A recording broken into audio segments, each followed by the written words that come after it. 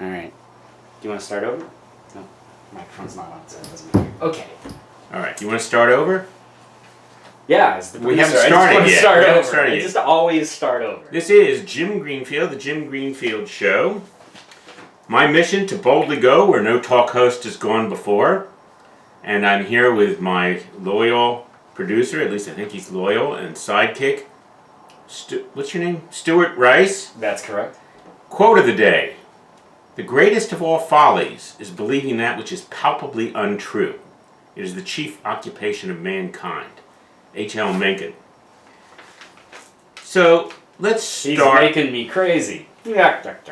I didn't get that. We're going to edit that out. Well, yeah, I'm not. Unless you can, yeah, unless you can explain the joke, it's gone because I didn't get it. Okay. What was the joke? No, his last name was what? Never mind. So, the first item of the day comes to you from the Bureau of Government Intrusion and Abuse. Now, you know, I do talk about topical stuff and what's going on in the news, which is the same thing everybody else is talking about, like ad nauseum.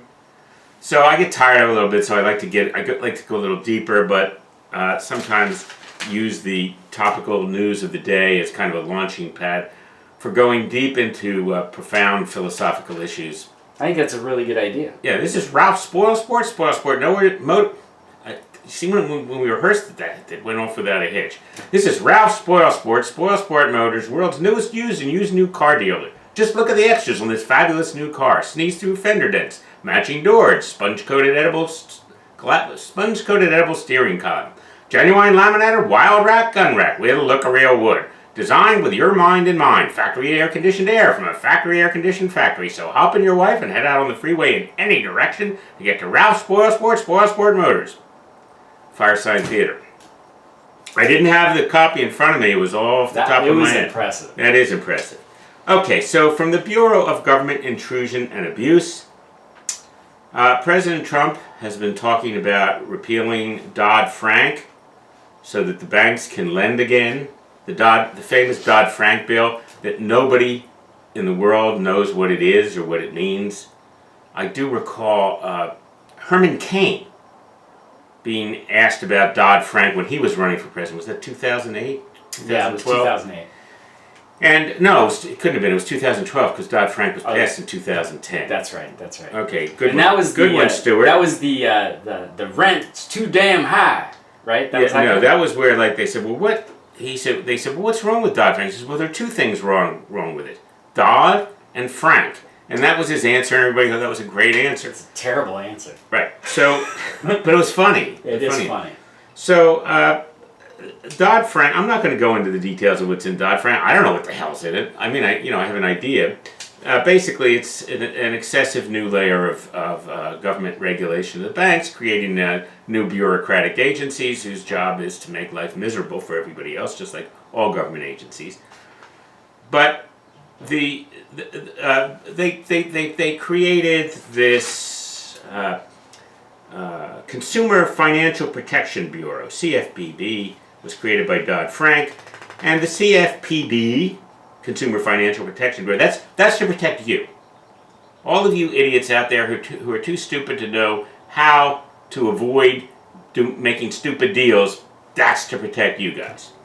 And I'm sure that none of you are listening to this show, so I haven't offended anybody, because anybody who would listen to the show obviously has to have a modicum of intelligence, hopefully even more than a modicum. But the CFPB works with regulators in large banks, quote, to stop transactions that hurt consumers, such as risky lending. Now think about what that actually means. To stop risky lending. In other words, to make it more difficult for you, because you're a schmuck, to get a loan. Because you're too dumb to know what's bad for you. And so they say, well, we're going to protect you from getting a loan, so it stops the banks from making quote-unquote risky loans. And I know all about this, because since 2008, I can't get a friggin' loan anymore. Even though I'm a very successful real estate investor. So, but actually, that's not entirely Dodd-Frank, because like I said, it was 2008, Dodd-Frank was 2010, so it started even before that. Right. And the other thing, now this was actually, a lot of people think this is Dodd-Frank, but actually in 2008, a bill was signed by President George W. Bush, a Republican, to create the Federal Housing Finance Agency. What's the Federal Housing Finance Agency, you ask? Or maybe you don't, because it sounds so boring that you don't have any interest at all in knowing what it is. Well, it regulates Fannie Mae and Freddie Mac. And what are Fannie Mae and Freddie Mac? Well, they used to be semi-private companies that buy mortgages from banks, and the idea is that, let's say you get a loan from Bank of America for a home purchase or a refinance, right? The idea is that for Bank of America to be able to make lots of loans, they want to get their money, but they don't want to have to wait 30 years to get their money back as you pay it off over 30 years. So what they'll do is they'll take your mortgage and they'll sell it to Fannie Mae and Freddie Mac, or Freddie Mac, which are, I don't know the difference between Fannie and Freddie. It's all the same to me. I feel like they had a domestic dispute at one point, split up. Used to be, they used to be in it's business sort of like together. the Home Depot Lowe's thing. It's the exact same thing except for home mortgages.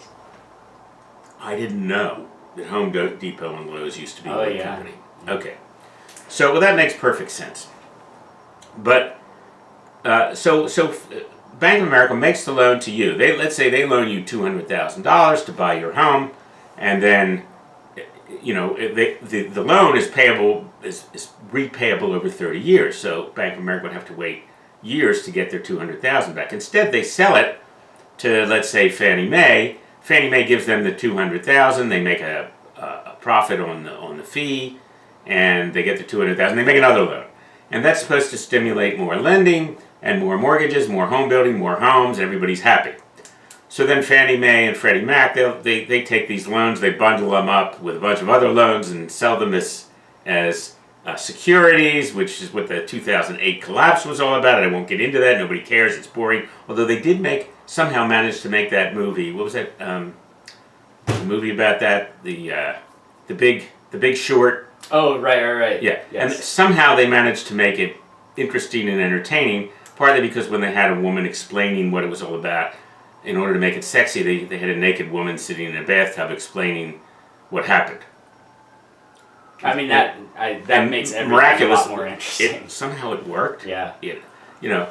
But, okay, so, now, the problem is that after the 2008 collapse, the government, in its wisdom, decided that they want to make sure this doesn't happen again. And they had this Federal Housing Finance Agency created, which regulates Fannie Mae and Freddie Mac. And the government basically took over Fannie and Freddie, so it's no longer like a private company. It's now a government-controlled agency. And they said, okay, well, we don't want another financial collapse like 2008, so from now on, we're going to make sure that the banks only make safe loans. Translation, you can't get a loan anymore.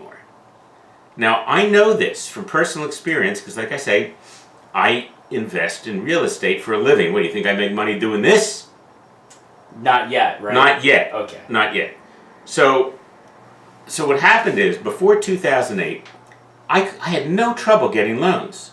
I own a lot of properties. I could go into the bank. I could borrow against my properties. I get loans, buy more properties. After 2008, I go into the bank. Doesn't matter which one. They're all the same. And I want to get a loan. They say, okay, we need to see 2 years tax returns. I say, okay, well, can I also show you other documentation, like my financial statement, assets that I own, rents that I'm receiving on properties, contracts that I have, loans that I've made. I actually lend money also at extravagantly high interest rates. No, we don't want to see all that. We just want to look at your tax return. So they'll look at my tax return, and then they look at my debt, which they see on my credit report, right? And I go into Wells Fargo. I try to go. Nope, you get turned down. Why am I turned down? Well, because your debt to income ratio is too high based on your tax return and your debt. I say, yeah, but what about all these properties that I own free and clear? I mean, like zero risk. I can't default. You're going to take everything I have, right? No. We don't look at that. It's the new rules. Fannie. Okay, so I go to Wells Fargo, I get turned down. I go to Bank of America, I get turned down. I go to U.S. Bank, I get turned down. And every time I get turned down, I say to the loan officer, where is this coming from? Because they all told me exactly the same thing. It's a formula. They take your debt, they take your income from your tax return, they have a debt to income ratio, boom, you get turned down. I said, each time I said to the loan officer, where are these rules coming from?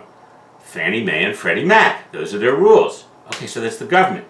And I figured out that the United States government had made it its policy to make sure there was no housing recovery.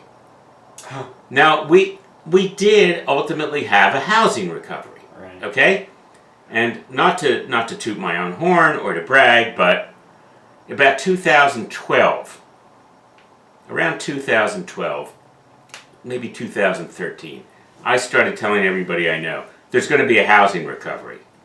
Well, how do you know? Well, I know because I'm in the trenches. This is what I do for a living, right? And I saw what was happening. The prices of the houses was going down, down, down. They dropped 30% after the 2008 collapse. Why did they drop? Because the government wasn't letting banks loan, so people couldn't buy houses. It's called the law of supply and demand. You cut off the demand for houses by cutting off financing, so the price goes down. So the house prices go down, drop 30%. But the rental market is not affected by government regulations. At least not by federal government regulations. So rents were going up. Every year the rents were going up. They were going up substantially. Why were the rents going up so much? Because people couldn't buy houses. When you can't buy a house, you got two choices. You either rent or you live in the street. Most people don't like living in the street because it gets cold, it gets wet, it's nasty, it's dangerous. So they rent. And so the rental market demand went way up. Rents start going up, up, up, up. And I look and I did the calculus. At a certain point, the prices had gone so low and the rents had gone so high, I said, private money is going to start pouring into the housing market. Prices are going to go up. And sure enough, that's exactly what happened. Hedge funds and Wall Street investors started buying houses. Why? Because you couldn't get a bank loan. Those guys weren't borrowing from banks. They were using their own money. Mm-hmm. I was using my own money. To buy a house, you buy the house for $200,000 and you get $25,000 a year rent for it. And you pay your property taxes, you pay your mortgage, well, there's no mortgage payment, it's your own money. You pay your property taxes, your insurance, maintenance and repairs. You're going to get like a 10-12% return on your money with almost no risk. Almost no risk. The rents aren't going to go down. Mm-hmm. So money starts pouring in. Sure enough, the housing market turns around. I don't know why I'm talking about this. This wasn't my intended topic.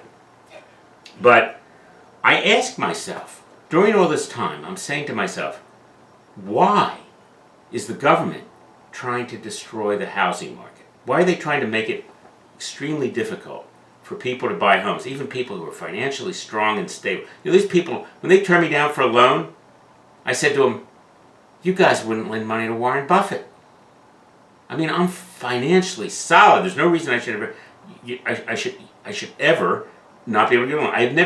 I'd never missed a mortgage payment. I've had a lot of mortgages over the years I've been investing in real estate. I've had a lot of mortgages. Not only have I never missed a payment, I've never been late on a payment. Okay? I'm solid.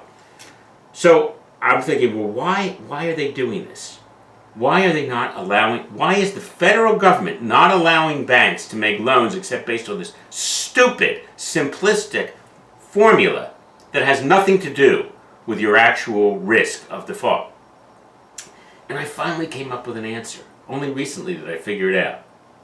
Okay, now this is a little bit conspiratorial, you know, a little paranoid, and therefore it's probably true. Here's what I figured out. Obama and the Democrats didn't want banks to lend to us. They didn't want the banks to lend to us. They wanted the banks to lend to the government. And this is how it works. And I'm not just blaming the Democrats for this because the Republicans were in on it too. So, 2008. Remember 2008? Oh, we have the crisis, the world's heading into a depression, the whole financial system's collapsing. Yeah. So what do? They come up with the TARP, the Troubled Asset Relief Program, where the government bails out all of the big banks were going out of business. They were all going bankrupt because they'd all gotten into this buying these securities secured by by mortgages, that the mortgages were going bad, the housing market was going down, people were defaulting loans, and all these banks were like deep. They were deep shit. Okay. So they lend, so the government, and Bush was in on it, Obama was in on this because it was during the transition from Bush to Obama. Correct. Yeah. Henry Paulson, Republican Secretary of the Treasury, Ben Bernanke, the Chairman of the Federal Reserve, Bush, Obama, the Democrats in Congress, the Republicans in Congress, they vote for this $867 billion bank bailout, where the federal government, the Treasury, is going to lend $867 billion to the banks so they don't go bankrupt, right? Where do they get the money? They get it from us, Right. regular folks. You were going to say something? Oh yeah. That I just remember at that point they were talking about the 867 billion and that it wasn't enough. Yeah, well, because they weren't just bailing out banks; they also bailed out foreign banks. Correct. Now I don't know why the U.S. government would bail. What was it? The Deutsche Bank. Yeah. They bailed them out. They bailed out AIG Insurance Company. It's not even a Yes. bank. It's an Right. insurance company. Right. But here's how they did it. They lend the $867 billion to the banks. And they say to the banks, okay, now you have to pay us back. Banks say, okay, great, we'll pay you back. Now how are the banks going to get the money to pay the government back? Well, they would normally do it by making loans and collecting interest and pay, but they're not making the loans. They're not making the loans because Fannie and Freddie aren't letting them make the loans. Right. So you know how they do it? Well, they lend the money to the banks at 0% interest. And the Fed lends the money back at 0% interest. The banks then take that money and buy U.S. government treasuries with them, which at that point I think we're paying like 3%. Mm-hmm. So they're borrowing at 0, and they're lending out at 3% at zero risk because it's the U.S. government. It Right. cannot default. It can print money, right? Can't default. That's who they're lending the money to. And so the banks lend this money that they're getting at 0, and they lend it to the Treasury. They get it from the Fed. I misspoke for it. They get it from the Fed. They lend it to the Treasury at 3%. They get it from the Fed at 0%. They lend it to the Treasury at 3%. They make all the profit, and they use it to pay back the $867 billion TARP bailout. And then President Obama's bragging, well, the banks, they all paid it back. Well, yeah, because you gave them the money to pay it back. And then you gave them 3% on top of Well, it. that was the 3%. That's how they paid it back. They paid it back with the profits. Yeah. So my theory is, no, Stuart coughing. Sorry. My theory is that maybe this wasn't just stupidity. Now, it's very difficult when you're evaluating government policy to tell the difference between malfeasance and misfeasance. They look identical. Misfeasance is when government officials are stupid. They're stupid, they're ignorant, they're morons, they don't know what they're doing, they're incompetent. Malfeasance is when they're smart but evil. And you can't tell the difference, right? So all this time I'm saying, why are they so friggin' stupid that they don't know that their policies are killing the housing recovery? Now, I finally figured it out. They did that because they didn't want the banks lending to us. They didn't want the banks making mortgage loans to ordinary folk. They wanted the banks to lend the money to the government. So they had to cut off the mortgage market in order look, if the banks could lend money on a mortgage at 5 or 6%, or they could lend it to the government at 2.5 or 3%, no brainer. They're going to make mortgage loans, right? But if they can't lend to the public because the regulations are so strict that they make it impossible, then they have no choice. Well, okay, we'll lend to the government. And so the government under Obama was able to borrow trillions of dollars at very low interest rates. That was the trick. They borrowed an additional $10 trillion. When Obama came into office, the national debt was $10 trillion. When he left office, the national debt was $20 trillion. So he doubled the national debt in 8 years. In other words, from the time our country was founded in 1789 Right. until 2008, we ran up $10 trillion in national debt. Okay, that was over 230 years. Over the next 8 years, we doubled that, another $10 trillion. That's Obama. And in order to do that, this is the only way I can make any sense out of it. If you want to, unless you assume that they're complete morons and they didn't have a clue what they were doing, the only way I can make sense of it is that it was intentional and it was designed to finance the growth of big government, expand the government. Now that makes sense to me. And I think they actually believe that when you grow the government, it expands the economy, because they believe in this Keynesian economics. You know, Keynesian economics is the concept that during hard times, the government can stimulate the economy by borrowing money and then spending it. And the way this works, I'm getting off onto a tangent here. The way this works is, That's so shocking. did I get off into a tangent? You know, you could talk for a minute here so I could save my No, throat, man, so I lose my voice. Yeah, you're doing a good job, though. You're talking so well. Yeah, I am, of course. It's what I do. So, the way it works is that the way you measure GDP, gross domestic product, which is the measure of economic growth, the way economists measure GDP is that it's consumer spending plus exports plus government spending. Am I missing something? Consumer spending. Oh no, there's one other thing. Business investment. Consumer spending plus business investment plus exports plus government spending. That's how you measure GDP. Right. So if the government spends an extra $1 trillion during a given year than it spent the year before, $1 trillion more, that adds $1 trillion to GDP. Right. Now, if the government has to borrow that $1 trillion, that's not included in the calculus. See, it's like they borrow the $1 trillion, they don't subtract that from GDP, but the trillion that they spend adds to GDP. So that creates an incentive for government to spend more money, even if they have to borrow, because then the economy's going, oh, look how great the economy's doing. Well, despite the $10 trillion that the Obama administration borrowed, GDP growth during the last 8 years was at historically pathetic lows. It was like under 2% for 8 years. So even with all that, the economy was actually so bad that they still showed only 2% GDP growth, even with, spending an extra $10 trillion that they borrowed. Which explains a lot why ordinary people say, well, the media is telling us that we're in a recovery, but I don't feel like I'm in a recovery. And that's why you see so many 34-year-olds living with their parents in the basement and, either working a part-time job flipping burgers or not working at all so that they have lots of time for playing video games and smoking dope. Why are you looking at me like that? I'm not 34. I was looking at you before I started talking about that. I mean, if the shoe fits, wear it. I was afraid I said if the shoe shits, wear it, but anyway. So What's interesting, if you don't mind me interjecting. No, go ahead. All right, so what's interesting about that is, you're right, I think for the most part, it's ignorance that we don't catch these things, right? Now, I'm not making an excuse for ignorance. You mean ignorance of the public? People. The Oh, public. sure, Yeah. of course. Never do I make an excuse for ignorance, because if it's important, you should go figure it out. But economics and finance, two subjects that people have a hard time with. They really genuinely do. What's interesting about that is that what you just discussed is actually something I never even thought about. And I spent a lot of time thinking about economics. But the GDP is not affected by national debt, and you compartmentalize those two things. There's no stat.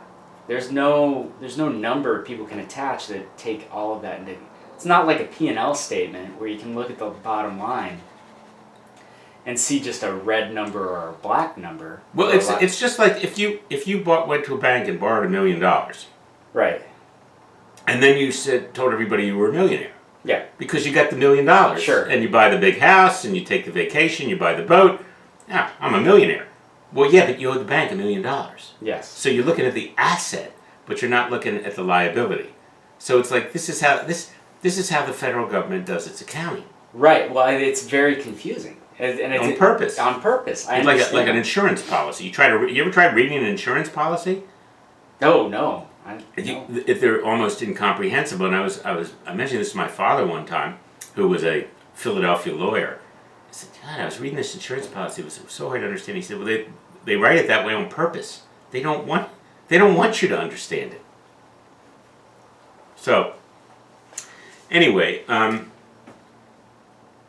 I've been railing against government regulations, and I was thinking maybe I would give an example from my personal experience of how onerous and oppressive government regulations are. But why don't we take a quick break? All right.